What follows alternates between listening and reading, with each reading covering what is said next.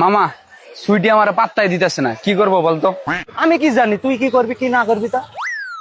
আরে তুই তো আমার এইসব বিষয়ে সব বুদ্ধি দেস। হাট, এসব বুদ্ধি মুদ্ধি আমার কাছে নাই, এখান থেকে যা।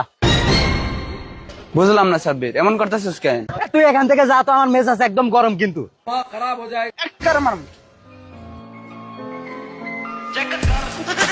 मतलब वो अलग ही लेवल का बंदा था।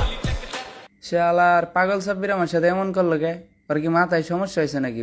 আরে এই আস্তে আস্তে খা। এই শালারা এনে বসে আছে। রামিন মিস করলো রে। কে ইয়ামিন? ওই শালাতে একটা খ্যাত, এই ক্যাম্পাসের সব থেকে বড় খ্যাত। আমি যে কয়জনটা দেখছি তার থেকে সব থেকে বড় জঘন্য শালা।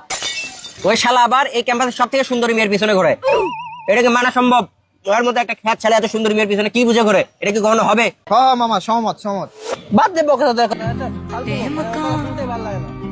एक बार गिर कर वैसे बनते कहाँ है जैसे थे तूने अपने।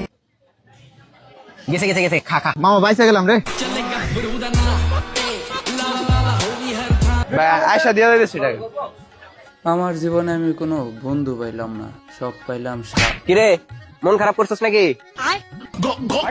মন খারাপ করিস না মামা। আমাকে দে, আমাকে দে। তুই মন খারাপ করলে কর, আমাদের কিছু করার নেই। मोरियो आछो बोलो रे धरती रात में मोरिया